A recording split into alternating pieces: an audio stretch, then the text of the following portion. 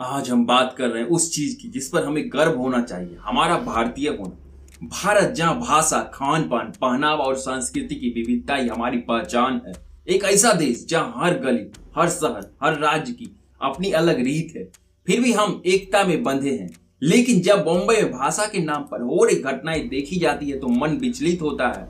क्या हम सच में इतने छोटे सोच वाले बन गए हैं कि भाषा को हिंसा का कारण बना दिया जाए?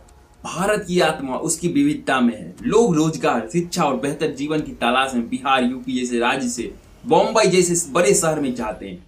क्या ये जरूरी नहीं कि वे वहां की स्थानीय भाषा को जाने तभी वहां रहें? क्या हुनर और मेहनत से ज्यादा जरूरी अब भाषा बन गई है? ये सोच किसी भी समझदार इंसान को चौंका सकती है। हमारे देश में हर साल लाखों माता पिता अपने बच्चे को बेहतर शिक्षा के लिए बाहर भेजते हैं।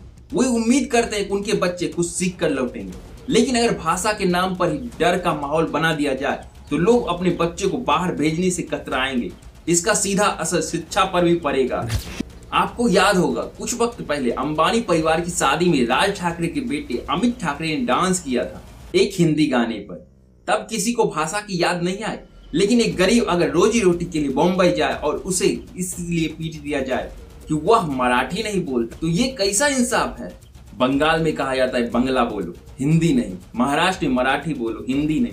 लेकिन सवाल यह है कि क्या किसी नेता को यह हक है कि वो तय करे कि हम क्या बोलें, क्या पहने, क्या खाएं? नहीं, ये भारत है और हम भारतीय हैं। हमें हक है कि हम अपनी भाषा में बोलें और कोई हमें डरा नहीं सकता। भाषा विवाद सिर्फ एक बहाना है, सस्ती राजनीति का हथियार। जो नेता यह दावा करते हैं कि बॉम्बे में केवल मराठी चलेगी, उन्हें यह सोचना चाहिए कि अगर सभी कलाकार और फिल्मों में मराठी ही हो तो क्या फिल्म इंडस्ट्री चल पाएगी? क्या हर अभिनेता को मराठी आती है? नहीं। तो फिर ये दोहरापन क्यों? जो लोग यह समझते हैं कि भाषा की वजह से हिंसा सही है, उन्हें यह नहीं समझ आता कि असली रास्ता क्या है।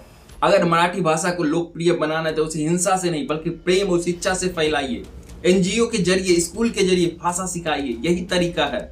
मोदी जी पर कुछ लोग आरोप लगाते हैं कि वो हिंदी को जबरदस्ती थोप रहे हैं। लेकिन एक बार ठंडे दिमाग से सोचिए, क्या वो हिंदी को उत्तर भारत की भाषा मानकर फैला रहे हैं? नहीं।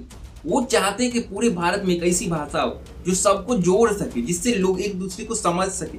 भाषा को सीखना मजबूरी नहीं, सुविधा होनी चाहिए। विदेशों में जब किसी भारतीय को अंग्रेजी न आने की वजह से कमतर समझा जाता है तो हमें बुरा लगता है। तो फिर अपने देश में जब एक बिहारी को सिर्फ उसकी भाषा की वजह से बाहरी कहा जाता है, तो क्या वो और ज्यादा शर्मनाक नहीं है? हम सबको याद है ताज होटल वाला इंसिडेंट। उस दिन कोई नहीं पूछ रहा था कौन मराठी, कौन हिंदी भाषा, कौन तमिल, कौन गुजराती। सबने मिलकर लड़ाई लड़ी। तो फिर भाषा को लेकर इतना जहर क्यों फैलाया जा रहा है? देश में भाषा विवाद नया नहीं है। 1937 में मद्रास में हिंदी के विरोध में आंदोलन हुआ। 1953 में आंध्र प्रदेश को भाषा के आधार पर बनाया गया। 1983 में असम में बंगाली विरोधी हिंसा हुई और महाराष्ट्र में समय समय पर मराठी बनाम अन्य भाषाओं के नाम पर विवाद होते रहे।